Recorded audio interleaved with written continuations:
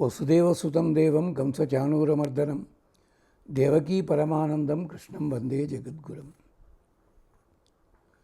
శ్రీమద్ రామానుజాచార్యం పార్థసారథి సద్గురుం శ్రీమన్ అల్లాంచక్రవర్తి కృష్ణమాచార్య దేశికం శ్రీమద్ రఘునాథాచార్యం నానాశాస్త్ర విశారదం శ్రీమన్ మహామరంగండి శ్రీరంగాచార్య పండితం శ్రీమదభినవ వ్యాసం కందాడ వంశ సంభవం శ్రీమదప్పలాచార్యమార్యం రామాయణ శిరోమణిం శ్రీమత్ సంతానగోపాలాచార్యం ఆమ్నాయపారగం శ్రీ వెంకటార్య అప్పకొండార్యమార్యౌ పితామహౌదౌ తాపసౌ శ్రీమద్వెంకటాచార్యం అస్మద్భ్రాతరం చింతితార్థతం వారం వారం నమామ్యహం భక్త్యా గురుపరంపరాం.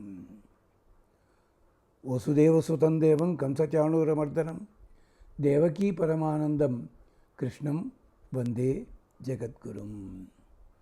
భగవద్బంధులరా, ధర్మరాజు చేస్తున్న దుర్గాస్తుతిని మనం మాట్లాడుకుంటున్నాం. చెప్పుకున్నాం కదా, రాఘవ పాండవీయుని చెప్తూ విరాటపర్వం చెప్పుకుంటూ కథాభాగం చెప్పుకుంటూ కథాభాగాన్ని వీలైనంత వరకు క్లుప్తంగా చెప్పుకుని విశేషాలతో కొంచెం విస్తారంగా చెప్పుకుందాం. వేద వాక్యాల సమన్వయంతో అన్న భావంతో చెప్పుకుంటున్నాం. ఇది ఇక్కడ కుమారి అన్నారు. కుమారి అంటే 2 సంవత్సరాల వయసున్న ఆడపిల్ల బాల అని పేరు. కుమారి అంటే అక్కడ కన్యా వేరు, కుమారి వేరు. అలాగా ఇక్కడ తేడా ఉంటుంది. అంటే యుగాల మార్పుని బట్టి కన్యా శబ్దానికి అర్థం మారుతుంది. ఇక్కడ కన్య అంటే పెళ్లి కాని అమ్మాయిని మనకి కలియుగంలో ఉంటారు.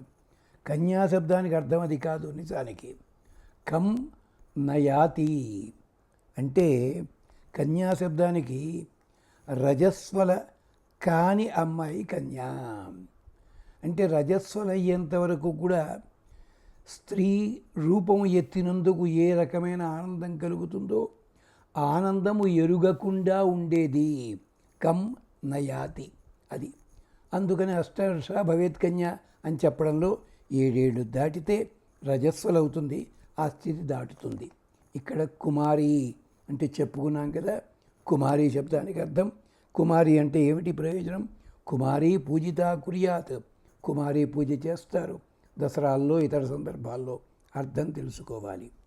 బ్రహ్మచారిణి అన్నావు, బ్రహ్మణి చరతి.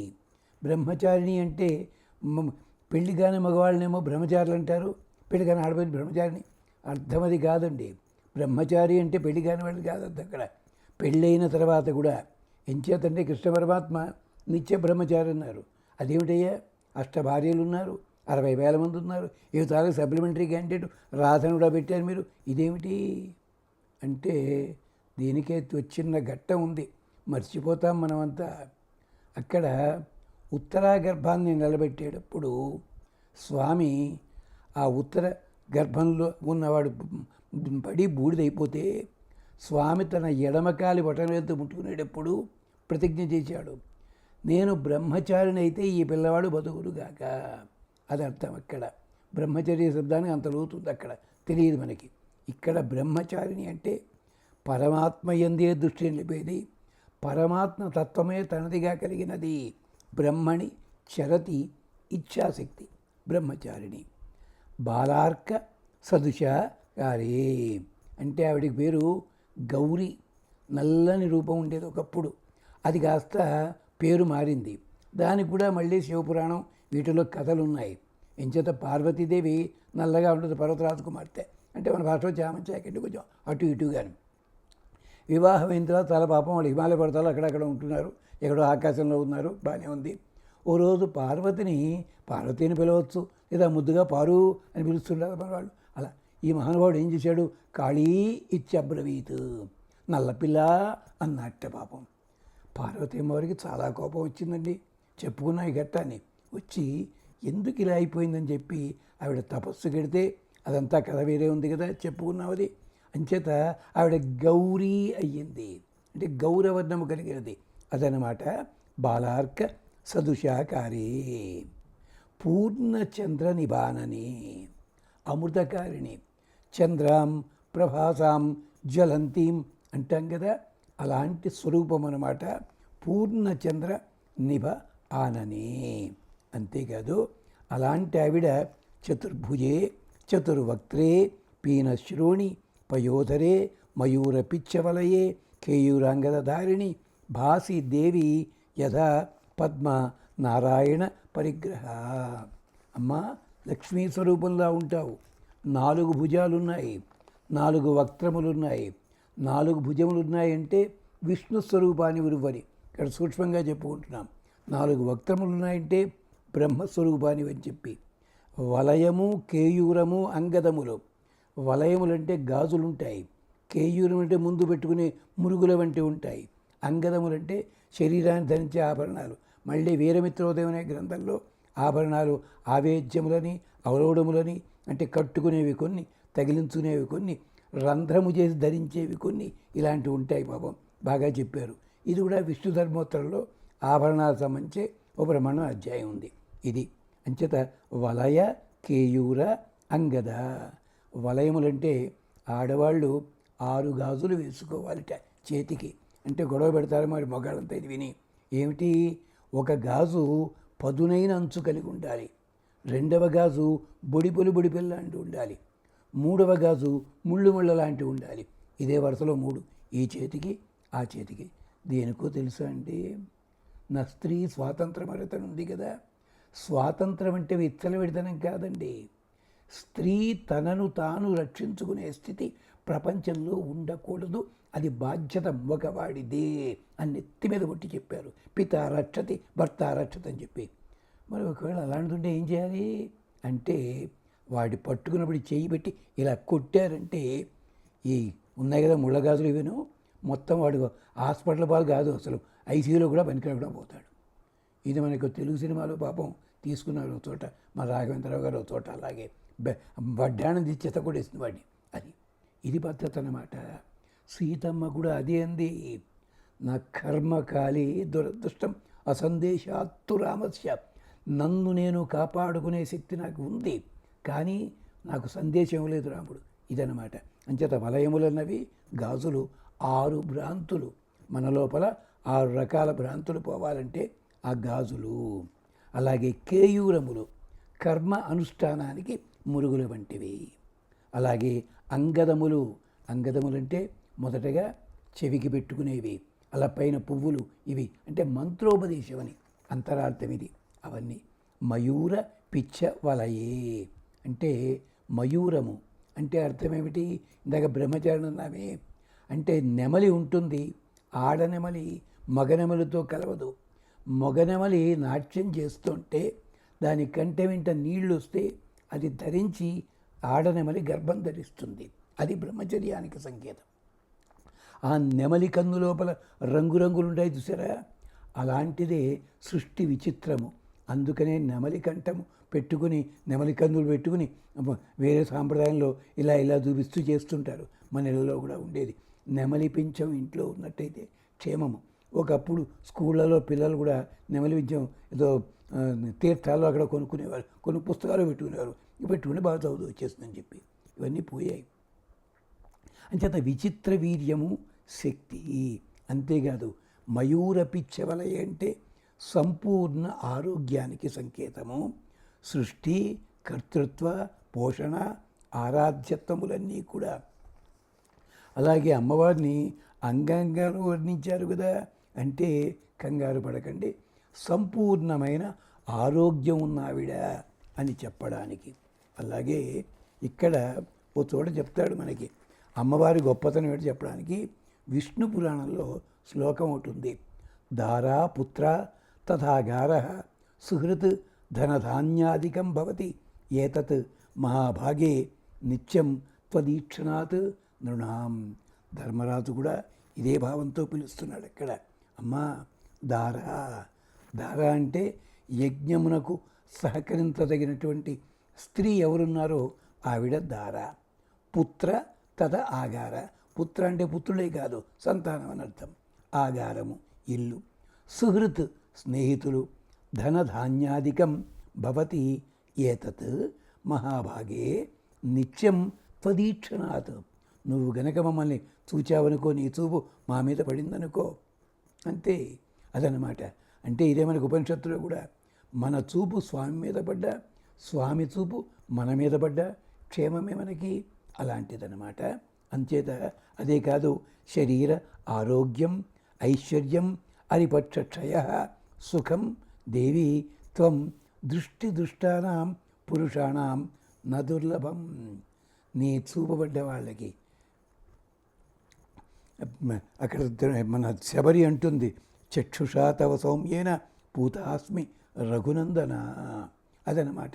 నీ చూపు పడ్డం చేత నాకు పవిత్రాలనయ్యాను నేను. ఇదిగో అమ్మవారి చూపు పడితే శరీరము శరీర ఆరోగ్యము ఐశ్వర్యము అరిపక్షక్షయము సుఖము ఇవన్నీ కూడా నీ దృష్టి పడ్డ పురుషులకి వాళ్ళకి కూడా ప్రమాదం జరగదు.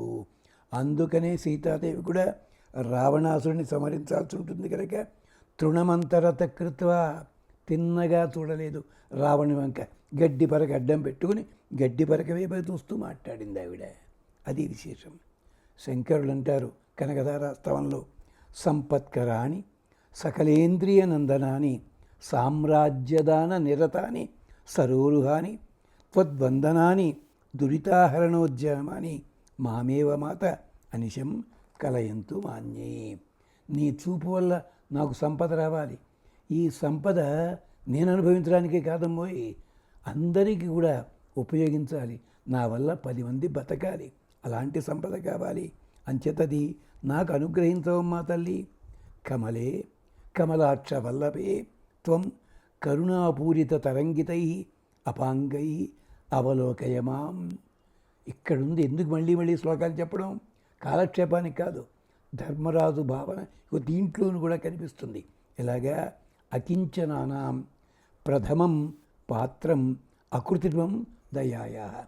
మిగిలిన వాళ్ళ మీద దయ చూపించడం అయితే కృత్రిమమైన దయ చూపించాలి, అవసరం లేదు. కానీ నిజంగా దయ నా మీద చూపించాలి. అకృత్రిమం దయాయాం పాత్రం. కృత్రిమత లేని దయ ఏదుంటుందో అది నా మీద మాత్రమే చూపించాలి. ఎంచేత అహమస్మి అపరాధ చక్రవర్తి అన్నారు అక్కడ వేదాంత దేశికులు. అగో అలాగా అమ్మా, నీ చూపులు వాలు చూపు చాలు కదమ్మా, కడకంటి చూపు చాలు కదమ్మా, ఇంత ఫలితం ఇస్తుంది.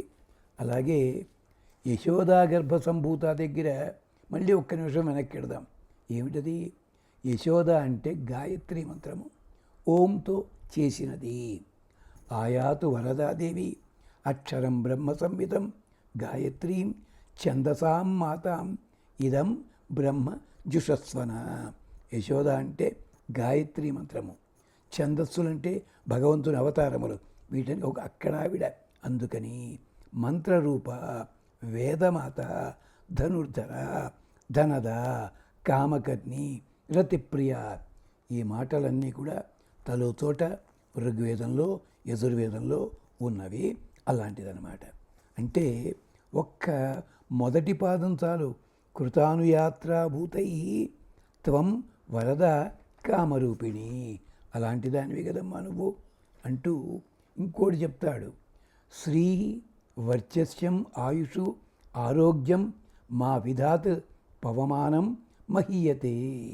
మాకెప్పుడు కూడా మాకు వాయుదేవుడు ఎలాగైతే రక్షణ కలిగిస్తాడో మాకు అన్నీ ఇవ్వాలి. ధనం ధాన్యం పశుం బహుపుత్రతాం శత సంవత్సరం దీర్ఘమాయు రుణరోగాది దారిద్ర్యపాపక్షుత్ అపమృత్యవ భయ శోక మనస్తాప నశ్యంతు మమ సర్వదా. ఇది కూడా మనకి పెద్దలు చెప్పిన స్తోత్రంలో ఒక శ్లోకం అన్నమాట. ఒక అల్లాగా మాకు రక్షణ కలిగిస్తావు తల్లి అని చెప్పారు. అంతేకాదు చెప్పుకున్నాం కదా, సర్వ పాపాని ప్రణశ్యంతి. అదే మనకి తపసా నుదంతు మాయ అంతరాయాశ్చ బాహ్య అలక్ష్మి అలక్ష్మి మే నశ్యతు. ఆ తపస్సు చేత, అంటే అమ్మవారి ఆరాధన స్వామివారి ప్రేరణ చేత మనకి తపసా నుదంతు మాయ, మా లోపల ఉండే మాయ ఉంటుంది. మాయ అంతరాయాశ్చ బాహ్య అలక్ష్మి. బయట ఉన్నటువంటి ఆ సంపద లేనితనము కానీ లోపల ఉండే అవిద్య కానీ నీవు తొలగించవమ్మా. ఇది శ్రీ సూక్తాదుల్లో మనకు కనిపించే మాట. అంతేనా? శ్రీ సూక్తంలోనే చెప్పారు.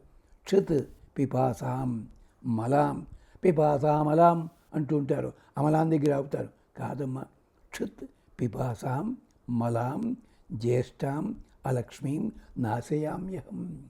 ఆకలి, దప్పిక ఇలాంటివన్నీ కూడా పోగొట్టవమ్మా తల్లి.